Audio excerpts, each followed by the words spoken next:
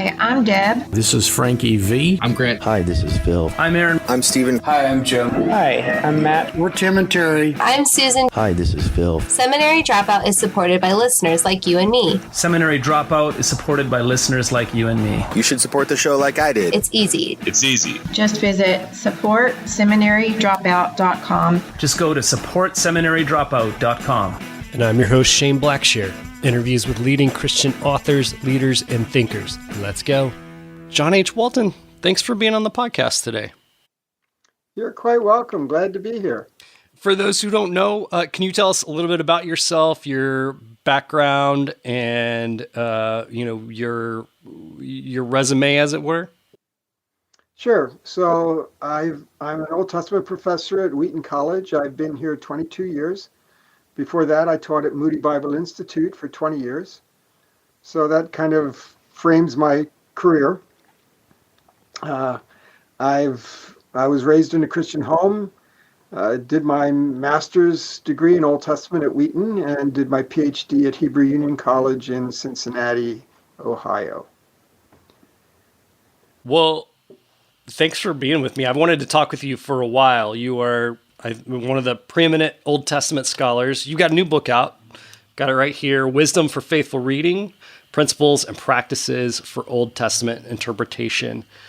I wonder if it would be okay. This is one of my favorite things to do, it being a podcast host, is just playing Ask the Expert. And so I thought, if it's okay, if I can just do some Ask the Old Testament Expert with you today. And I think that we might touch on what the book is actually about too, within those questions. Now, I've got some specific questions about the book too, just to warn you. But yeah, if we can just get my weird Old Testament questions out of the way first and then go from there. I'll give it a try. Okay, all right. Well, my first one is, let's start at the very beginning. What are the origins of Yahweh? Where does Israel start interacting with Yahweh, and how does this all come about? And there's probably a lot to unpack there, but I want to hear what you have to say about that. Well, basically what I have to say is I wish I knew. There are plenty of theories out there, but most of the theories suffer from the lack of hard evidence. The scholars who work with it pick a little piece here, pick a little piece there, a little bit of archaeology, a little bit of redaction criticism, and try to piece something together. But I think that the conclusions remain something that's a little bit elusive. And so at this point, I'm not sure that we can make a statement about that. The fact that we have Yahweh occurring in the early pages of Genesis could mean something, but it means less if Genesis is given a later date for being composed, and we don't have firm information on that. The use of personal names can contribute to the discussion. We don't really have personal names in the Bible using the Yahweh element until we get past the time of Moses. That may or may not be significant. There are a number of very good books on it. One just came out by Michael Hunley called Yahweh Among the Gods. And I think that gives excellent coverage to the many different ways to think about it. I've been, just some context for that question, I've been very interested as of late in the kind of questions like that we often don't talk about in the church setting. And often what happens is someone is a Christian, maybe they grew up in church, maybe not, but they have this church background, and maybe they're taught a kind of literal 7-day creation, and taught to believe the Adam and Eve story's literal, or maybe even not. But then later on, they come across, maybe it's something on social media, or maybe it's an article online about something like the origins on Yahweh. And that could be really distressing for people. Like, what are you talking about? Yahweh was eternal. Or, the origins of Yahweh were creating Adam and Eve, And it's those kind of questions that I'm really curious about to talk more about, in those settings at church and even with my kids and in family, so that it's not a huge surprise later on that they don't encounter something that they've never thought of before, Yeah, I mean, it's one thing to talk about the history of Yahweh as Yahweh, but if we're talking about the history of Yahweh as he was encountered and came to be known by that name by the Israelites, that becomes a different sort of question. I think the reason why we don't talk about it in churches or much in Bible studies or things like that is because there's still so much that's speculative, and to probe into it means really getting into very deep weeds very quickly, and therefore it's kind of beyond the ability or the willingness of a lay audience to try to grasp it all. Yeah, well, and we're trying to recover things that are very ancient, you know? So along these same lines, here's another loaded question. Did God in the Old Testament have a wife, Dr. Walton? In the Old Testament, no, certainly not. Whether in some Israelite understandings he may have done so, that's certainly one of the options out there on the table because we have inscriptional material that may be read that way. So it's possible that in actual Israelite history, as they struggled with some of the ideas that are normative in Old Testament, but as they struggled with them, it wouldn't be surprising if they at times configured Yahweh as having a consort. But that's not in the Old Testament. That's the Israelites trying to cope with changing their viewpoints on things as God reveals things to them. So do you think that if that happened, would that tradition, do you think would that have been edited out of the Old Testament or maybe happened in the intertestamental period, or like when did that happen? The Old Testament doesn't spend a lot of space trying to talk about the specifics of Israelite beliefs when they were not lining up with what the Old Testament is teaching. They mentioned certainly that they followed the Baals and things like that, under every green tree, on every high hill. But those are very general, nebulous statements, and they don't spend any time going into precisely what was the nature of their apostasy.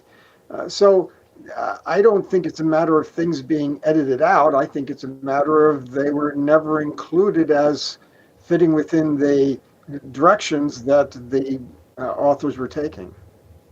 I gotcha. So generally, when people talk about this, they look at, I hear two things referenced. One is inscriptions to something like Yahweh and his wife Asherah or something like that. And then there's also references to Second Kings, which is interesting because when I go to those, it seems clear to me that they're at least the text for itself, take it for what it is referring to throwing out pagan gods out of the temple, not like a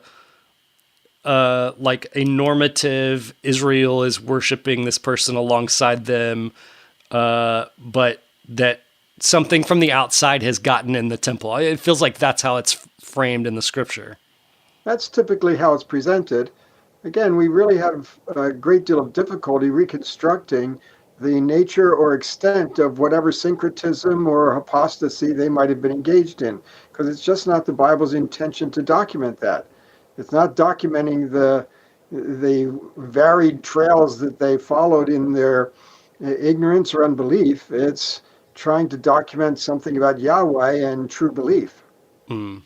And so I guess, pastorally, I think one of my concerns is, especially a lot of the skeptics who bring this up, they kind of bring it up to say, see, all this was made up all along. You don't think Asherah is real, but Yahweh was right there with Asherah, and it became politically unviable for whatever reason for God to have a wife, so they just took her out. And so I wonder, especially I know that some of your teaching includes undergrads, and I'm wondering, pastorally, how do you help and walk students through those kind of difficult questions? When I teach undergrads, I'm not teaching history of Israelite religion. Okay, I'm fair. teaching, Old Testament interpretation and literature. And so we don't take that route on things. Still, occasionally the questions come up, but I think the kind of direction you've just represented, that you've summarized, is accurate, that people talk that way, but it's so highly speculative at every turn. Yeah, how do you document that they took something out unless you can document that it was in? And the inscriptions, the very few inscriptions we have making fairly vague suggestions hardly give a basis for saying, oh, and everybody thought Yahweh had a consort. It's just not sufficient evidence for that. I try to be very careful about speculation, whether it's in my favor or not. That's just not how we build cases. So, but often skeptics on the one hand and apologists on the other hand are not necessarily careful about the nature of the evidence and how firm it is. And I think that's unfortunate. So in this book, it's the practices and or principles and practices of Old Testament interpretation. I like how you arrange the book because it's like sections, but also I guess you could kind of say they're chapters, but there's like 40 of them, and each one is a principle or a practice. It really makes the book really readable, being set up that way. How would you explain why do we need specific principles and practices for the Old Testament? That's not this. How is this different from, say, a Gordon Fee's reading the Bible for all it's worth, or like Scott McKnight's A Blue Parakeet or something like that? That's for principles for reading the entire Bible. Why does the Old Testament need its own principles and practices? Yeah. Well, in many ways, it overlaps with some of those books. One or two of the principles that I list are ones that I specifically say. These were talked about in Fee and Stewart's How to Read the Bible for All It's Worth. That was an important book early in my career. And so there's no surprise that there's overlap between them. One of the differences is that even though I arrange some of the chapters in terms of Pentateuch or narrative literature or wisdom, etc., this book is not intended to be in any way a comprehensive approach to interpretation. So basically, the way the book developed, deep secrets here, the way the book developed is that over the years of teaching, I started to find what I called sound bites. Just a pithy little saying that captured something important about interpretation, an important insight. The one I'm best well known for is the Bible is written for us, but not to us. Just a pithy little soundbite that captures a principle that we can then unpack a little bit. Well, over the years of teaching, I developed several dozen of these. And as I teach through Old Testament, I pull them out at the right time and say, okay, so prophetic literature is more about revealing God than about revealing the future. Just something of that sort. That we receive the messages of narrative literature, not from the characters, but from the narrator. So all these little sound bites were things that I found useful ways of getting across important points to the students I was teaching. And finally I said, I've got enough of these, I can just build a book around them. So originally I called them sound bites, but neither my friends who were reading it nor the publishers reading it thought that sound bites quite captured it or gave it the gravitas that it needed. So we looked for another way to talk about it. But that's basically most of those chapters are just those pithy little sayings that give us insight into the different kinds of literature that we have. I mean, I think I agree with your publisher on that it's a little bit more than I understand how you got there. But because, I really see it in each of the principles. But as I was reading, I was thinking, when all of these are compiled together, you have a really good hermeneutic for reading the Old Testament. One of the ones that you say early on, one of the principles is that it can't mean what it never meant. And which you said, I think that came from Gordon Fee, the reading the Bible for all it's worth, I think is where that came from. That's one of those things that's been repeated so many times. I can't remember where it first came from because it's so good, I think kind of intuitively that makes sense to us. This idea that, especially with the Old Testament, we can't put a meaning on it that the original authors didn't intend. Now, this gets really complicated when we go to the New Testament, and the writer of Hebrews, in Hebrews and in Corinthians, they're looking at the Psalms and saying, this is about Jesus. So what do we do with that? How can it mean that if it never meant that? Well, and that's exactly what I have to unpack in that chapter and in other parts of the book. How do we talk about what the New Testament does with the Old Testament? Do we look to the New Testament to provide us hermeneutical models for understanding the Old Testament? If we do that, how do we have controls? You might have seen that that's one of the major things that I stress in terms of hermeneutical method. We need to be consistent and we need to have controls.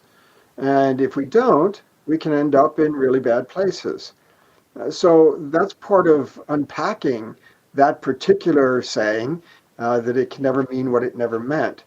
And of course, the way that I do it, just in summary for the people listening, the way that I do that is say it can never mean what it never meant.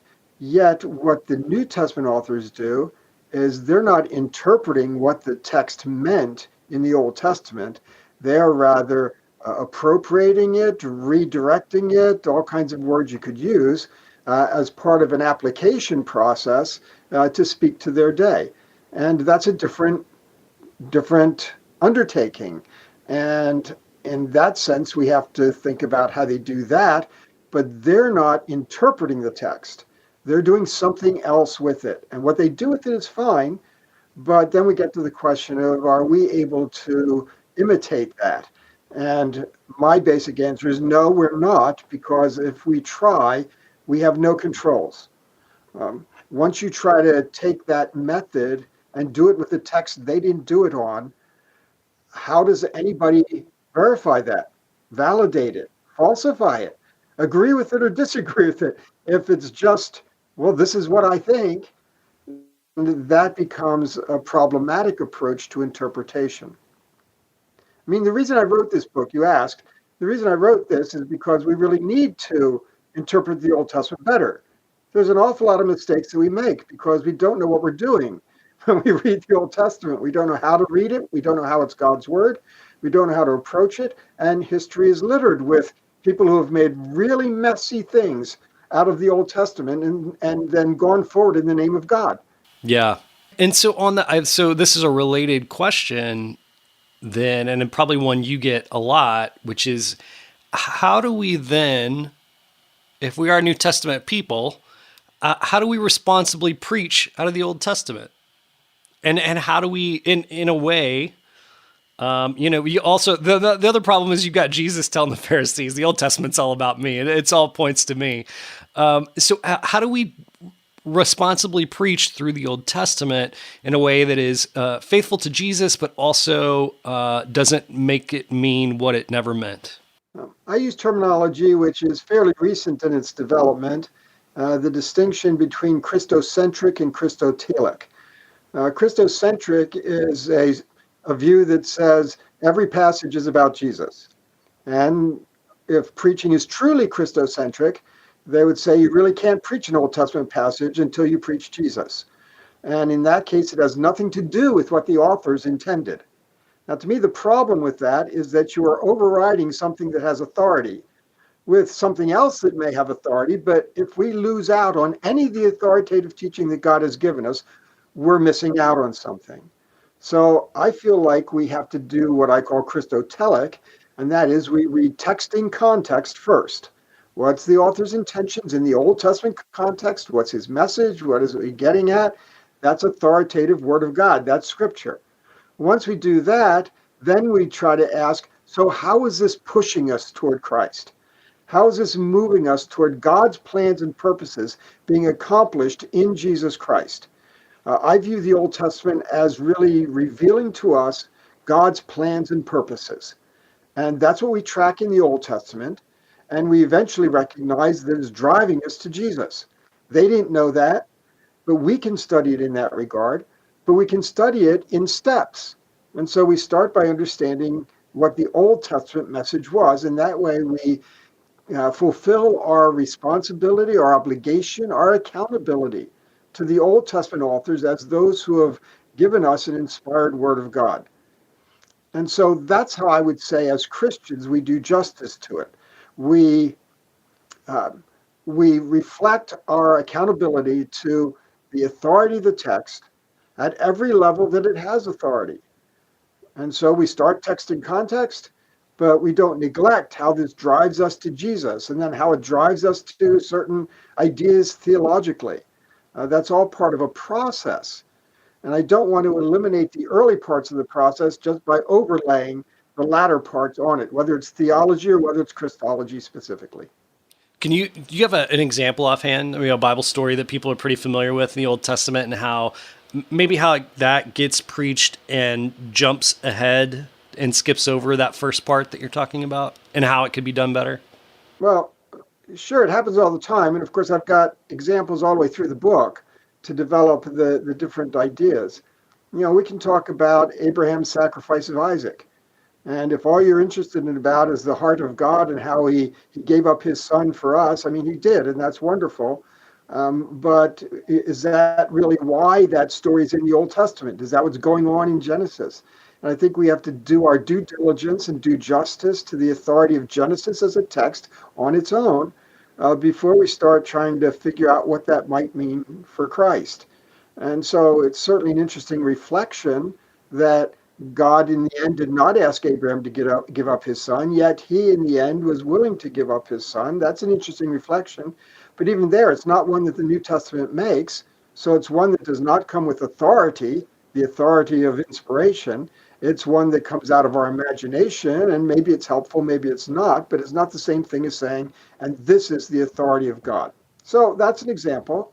With Jonah, of course, we could talk about what's going on in Jonah, in the book of Jonah in the Old Testament.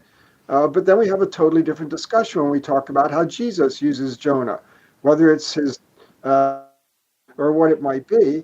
Those are New Testament questions that affect how Jesus was using the story, not trying to interpret it, but using it. And I think we have to draw that distinction. You have this terms that you use in the book about reference versus affirmation. When the scriptures reference something versus affirm it, would that kind of be the same dynamic as prescriptive versus descriptive? I think some of us may be familiar with that kind of dynamic going on. Are you referring to the same thing, or is that a little bit different? I think they're very similar terms. In the end, when my son and I wrote several books together, he kind of persuaded me to use those terms, reference and affirmation, instead of descriptive and prescriptive, because I think there are a lot of variations between. Description and prescription are very specific kinds of terms, and I think reference and affirmation are larger terms. There are things that could be referenced that aren't just description. There are other things, but so I think reference and affirmation maybe can serve in a better, broadly speaking, context. So a lot of the hangups that people have on the Old Testament is because they're not grasping the reference, what's reference and what's affirmations. In other words, like, for example, it's a very misogynistic culture. Right. The background. This is not the same as the Bible affirming that, or paternalistic, or and on and on and on. I mean, it's a long list of things that the Bible is acknowledging exist in the culture, but not affirming it. Right. Tassels on your garments, prohibition of pork. These are all things that the Bible is giving reference to in the Israelite covenant context, but they're not things that are the affirmations of, if you are going to be a good follower of God, you need to do these things or think this way. Well, so that leads me to something else that I thought was interesting. One of the quotes you have, I think is chapter 21 or principle 21. We cannot cite any given provision of the Torah and claim that this is God's authoritative command to us. And that includes the Decalogue that's in commandments. I think a lot of times we encounter this question in church as are we supposed to follow the rules of the Old Testament? And it's funny that I feel like there's not a large agreement on the answer to that question, which I think is kind of weird, you know? Well, my son and I wrote a whole book on that topic, The Lost World of the Torah. And so we explored lots of those topics there. But again, this is an area where people have strong feelings about the things they feel strongly about. But where are the controls? Where's the consistency? You can step up and say, well, the Old Testament, the Ten Commandments, that's law to us. Okay, why is that and not something else law to you? That's part of the same covenant that wearing tassels on your garment and not eating pork. So how do you decide which ones you are saying, oh, that's law that we have to do, and which ones are not?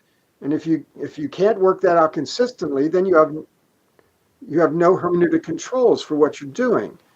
And I think one of the things that we have to recognize is that we use a criteria for deciding that. We say, oh, well, this one is one that still stands, and this one's not. How do you know? And it ends up being, well, what's sensible to us? Right. At which point we're setting ourselves up as the authority rather than God's word. We have to have a hermeneutical approach that is consistent.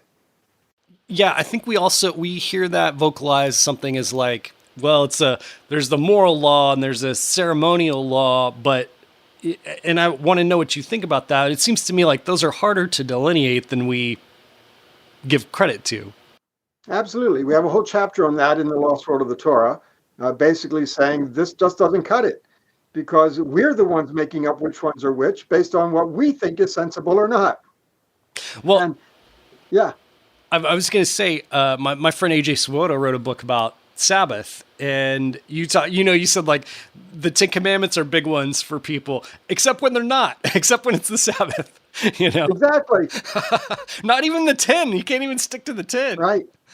I really love the way you talked about the Torah and that we go straight to the translation of what the word Torah means as law, but maybe there's more of a connotation of instruction.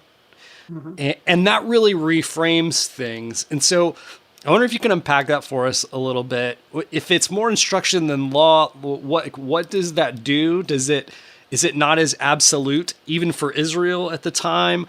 Or it seems like we just kind of need to rearrange the mental furniture about the way we think about the Torah and the law, the quote unquote law.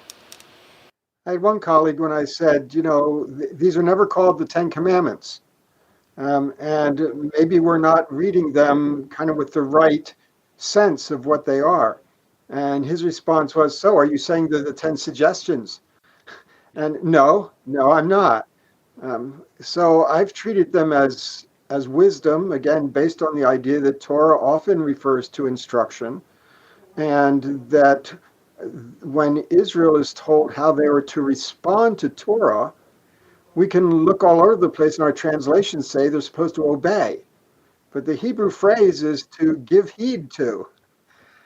There is no Hebrew word for obey. It's to listen to give heed to preserve. And all of those are important things that you do with wisdom. It's not as if commandments are the only thing that carry a mandate. Wisdom carries a mandate, but it's a different sort. When we read Proverbs, we don't say, I'm going to obey the Proverbs. That wouldn't make a lot of sense. Yet Proverbs are called Torah. And so when we respond to Proverbs, we respond by taking it to heart, by heeding it, by living by it, because that's what you do with wisdom. Not only are Proverbs referred to as Torah, but Deuteronomy, the Torah, is referred to as wisdom.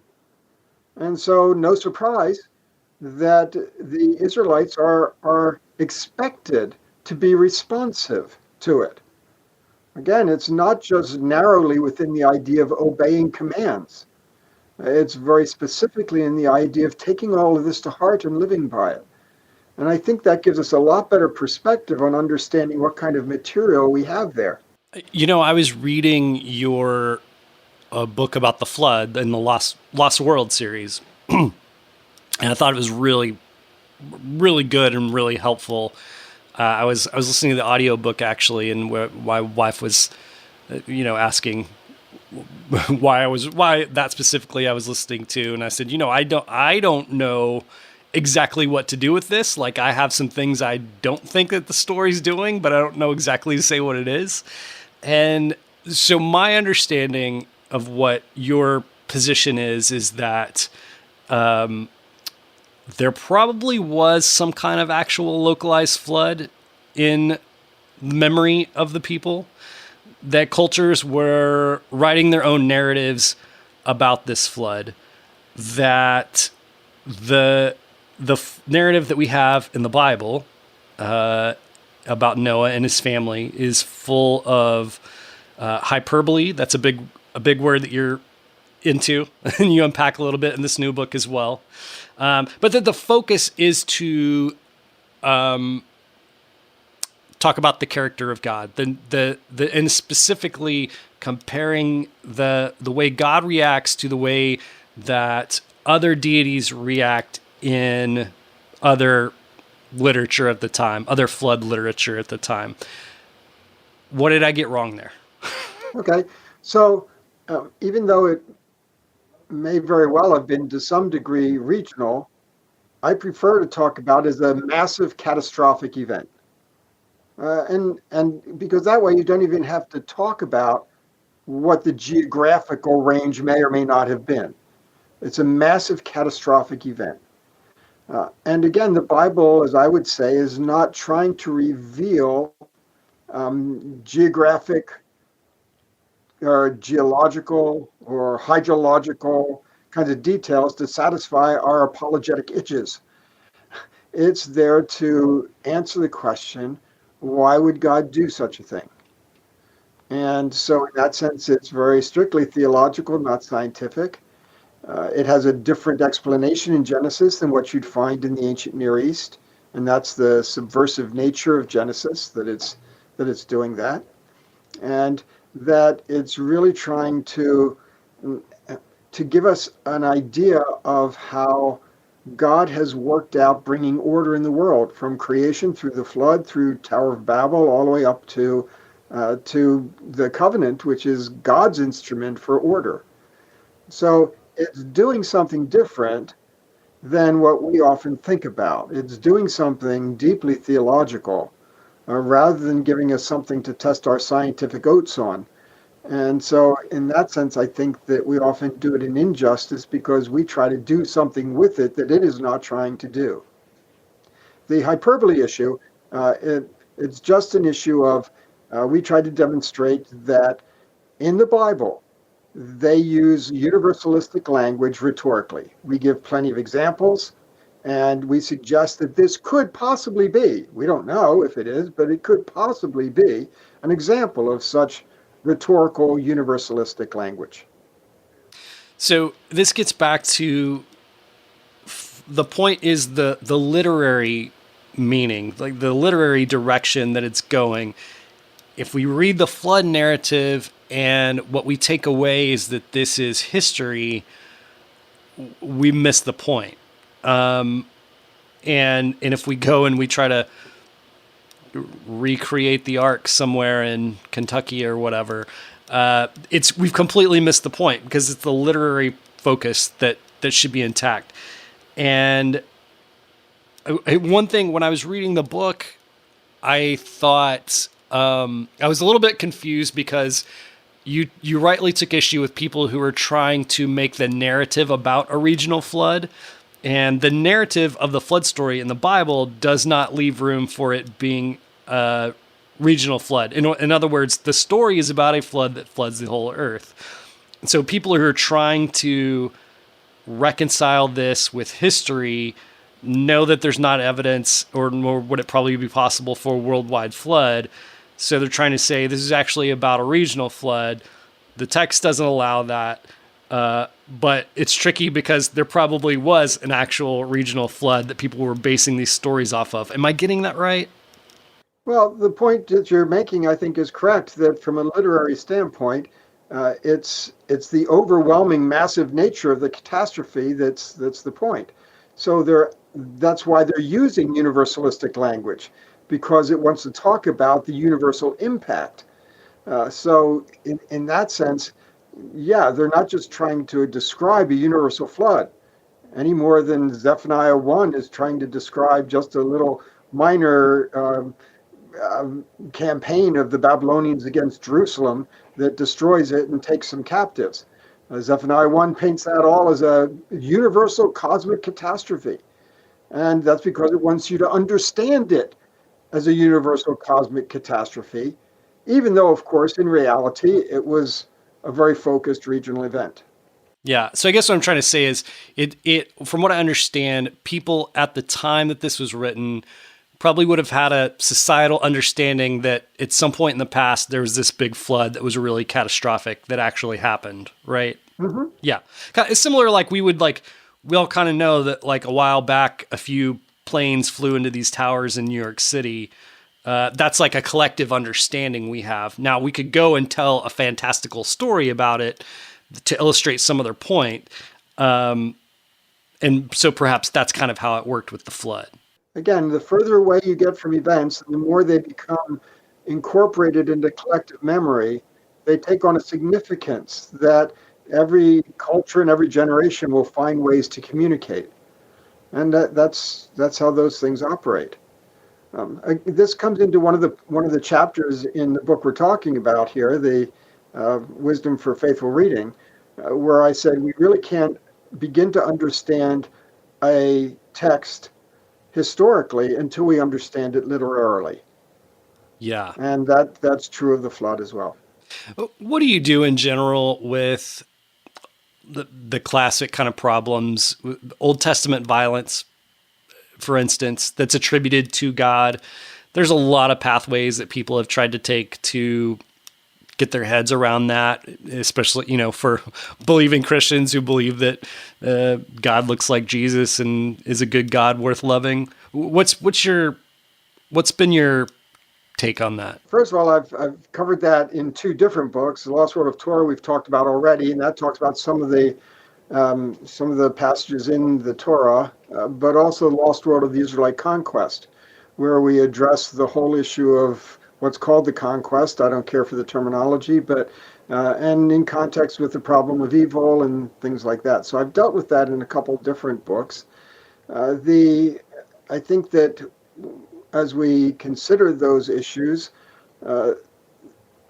lots of times our problems are that we don't really understand what's going on in the cultural background of those texts. And therefore, we are misunderstanding what the issues are. Sometimes that comes into play. Other times, we're trying to hold God accountable. And I just have principled objections to that. It's not our job to hold God accountable. It's not our job to tell God what he should do or shouldn't do, or how he goofed up, or how he could have thought better. We always have this thing that we think we can out-God God. And I think that's a very dangerous mentality to hold, and I try to avoid it. So I'm inclined, call me naive, but I'm inclined to give God the benefit of the doubt. I'm inclined to a default that says, God is the one who will do what is right. Will not the God of the universe do what is right? Yes, he will. Will I be able to understand how it is right or how to explain it? It's not my job to vindicate him. Okay, and he doesn't need my help. So if we have problems with some of those passages, number one, we need to look more carefully at the cultural to see if we're understanding them well. Number two, we have to ask our questions about, do you really think that you're in a position to stand in judgment on God? And so I know those things don't satisfy a skeptic, but likewise, I don't feel it's my job to satisfy skeptics. It seems that many of them are insatiably unsatisfiable. And so in that sense, I don't see that as a job that I undertake. So those are the pathways I follow, culturally, theologically. I guess I have understanding for people who say, it's kind of like if you went on a date with someone, they say, hey, I just want to let you know, I've committed genocide in the past. Like, I don't do it anymore. That's not my thing anymore. But and I'm not especially like sorry that I did it, or like I'm not saying I shouldn't have done it, but just like that's what I did in the past. That's not what I do anymore. You know, that's kind of a red flag, understandably. So I think and I also think that God made us to not check our brains in at the door concerning such things too, right? I mean, the reason that we decide that God's worth following because there's something in us that's able to identify the goodness of God, right? And it's that same thing that's identifying these things kind of raise red flags for us. Well, if anyone were to read my ancient, the Lost World of the Israelite Conquest, they would not in any sense get the idea that I was checking my brain at the door. It's a very deep, detailed technical study. And one of the things that comes out of that is to insist that what's happening in the land of Israel as Joshua and the Israelites come in is not anything like what we would call genocide. That's a total mislabeling of what's going on there. But you can say that and people say, well, how? And I have to say, read the book, because there's a zillion points to try to support that and sort it out. Sure. It's interesting today that lots of people have these big, important questions and they want a 3-line answer. I'm sorry, you've got to read a book or 2 or 3. Yeah. So I appreciate that. That's the answer. I think that when some people hear, who am I to question God? They hear, I'm checking my brain and at the door. And I don't think that's what you're doing. No, and in fact, I know, well, reading the new book and reading The Lost World of the Flood, and so, I mean, part of the answer is like, did it even happen? Like, did God actually kill the entire earth and save just this family in a boat? Or was there something literally going on there that was, that there was another point to that story? I think that that's worth considering and helpful in those questions. Well, and that's what we're trying to do. Yeah. You can't really sort these things out and start to answer the big theological questions until you understand the text literarily. And that takes hard work, and it takes penetrating the culture. It takes a little bit of understanding of ancient literatures and how they worked. And so it's anything but checking your brain at the door. Okay, here's my last Ask the Old Testament scholar question. What is the earliest Old Testament figure that we have historic reference for? I worded that really poorly. Like, who do most scholars agree? Like, yeah, we've got evidence that this person existed.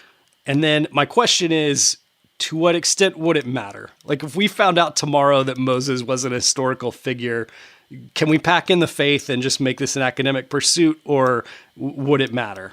Well, on the first question, it really depends what criteria you use. Some people have said, unless I can find them historically attested in contemporary documents from the ancient world, I will not believe they exist. That's a fairly narrow view toward what constitutes proof and what are decent criteria, but people who use that would say, well, the earliest we have any biblical characters attested that we know from the Bible that we have in contemporary records come from the 9th century BC. And we have people like Omri, king of the northern kingdom Israel. And so we have those texts, and those we know they existed. Again, that's nice that we have those attested, and that really affirms some important things to us. But that, because of the limited nature of our evidence, it's difficult to make that just stand on its own. To what extent are we willing to take the biblical record as having some level of credibility? Understanding that it's literarily and theologically couched, I get all that. I talk about that all the time. But do we have reason to think that anybody who's not showing up in the monuments or the inscriptions is made up? And I think that would be a silly criteria to apply. So I don't think that covers us. If I word the other way, what characters in the Old Testament do we have strong evidence and reason to believe did not exist? Okay, just turn it around. and why? What evidence would we bring to say they did not exist? Well, if you're going to answer that, you'd have to answer it on the basis of literary qualities, genres, and how they write about people in the ancient world. You'd have to ask questions about how often do they make up legendary characters in the ancient world, in ancient literature. Now, if you can basically say, well, they don't usually do that. Well, some people will think some characters are and some characters aren't, but people like Gilgamesh, they're attested in royal inscriptions and things of that sort. So even though you might doubt all the stuff that it says about Gilgamesh in the Gilgamesh epic, he existed. How much do they make people up? Well, that's an interesting conversation. And again, different people would have different ideas. But on the main, it seems that they are most likely to create stories and collective memory around characters who really did exist. And through the stories, you might not hardly recognize them anymore, but they exist. We do the same thing with people like Robin Hood and arguably King Arthur and things of that sort. So I'd be more inclined to say that the default is that there probably was some kind of historical correlation with a character who was a real person in the real past. How much they're reflected in the literature around them, those are other conversations to have. So it really depends how you ask the question, and what you're looking at is the kind of evidence that you use. So in other words, there was a St. Patrick. He probably didn't drive snakes out of Ireland, though. Yeah. Well, Dr. Walton, this has been a real treat for me. I wanted to talk with you for a long time, and I was really excited when the book came out. And for those listening, again, the title of the new book is Wisdom for Faithful Reading, Principles and Practices for Old Testament Interpretation. He'll hold up his copy. I'll hold up mine. There we go. Both screens. Yeah. And I think it's coming out next month. Is that right? April 23? It's launching on Amazon the end of next month. So, okay. But of course, it's in the IVP warehouse now, and people could order it from IVP. We got real life copies here in our hands. Somebody's got it. Well, thanks, Dr. Walton, and I really appreciate you taking the time. Sure, Shane. Good conversation.